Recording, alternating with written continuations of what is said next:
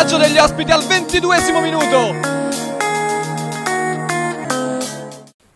È il momento di scuotersi, è il momento di cominciare a macinare punti. Benvenuti al circolo Stella Azzurra da Luca Barbon per Football 8, gruppo Progetti Immobiliare.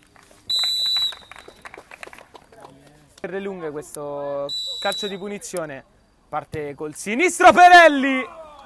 Football 8. Qui buono il velo di Piras a servire Florio che ora ha spazio per il destro. Ancora Piras controlla la sfera Piras. Le nuove tenute della banda di Bonfiglio.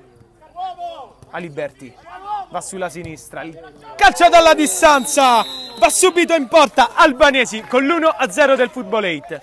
Soprattutto iscritto il proprio nome al tabellino dei marcatori, come prova a fare anche questa volta. Con il destro Sepi, palla troppo alta questa volta. Riesce a liberarsi, almeno per calciare in avanti. Perelli respinge il pallone, Policano alimenta l'azione, calcia al volo. Palla alta,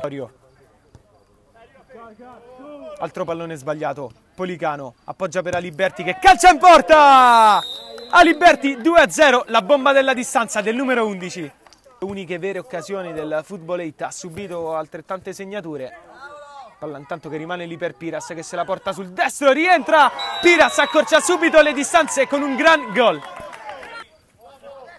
Eusepi, palla che rimane lì, nuovamente Ortame in qualche modo respinge la conclusione. Larga, potrebbe anche ricevere per una conclusione. Perelli, va col mancino Perelli, Ortame nuovamente coi pugni respinge. L'arbitro ha il suo bel da fare.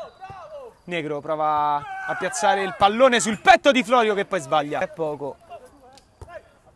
Palla in avanti, bella di Erba per Cardelli che poi la gioca bene per Eusepi che calcia al volo Moroni. Fa muro, serve forse involontariamente a Aliberti che ora guida il 3 contro 3, allarga per Martino che mette la palla dentro, Sibila vicino al palo, palla in out.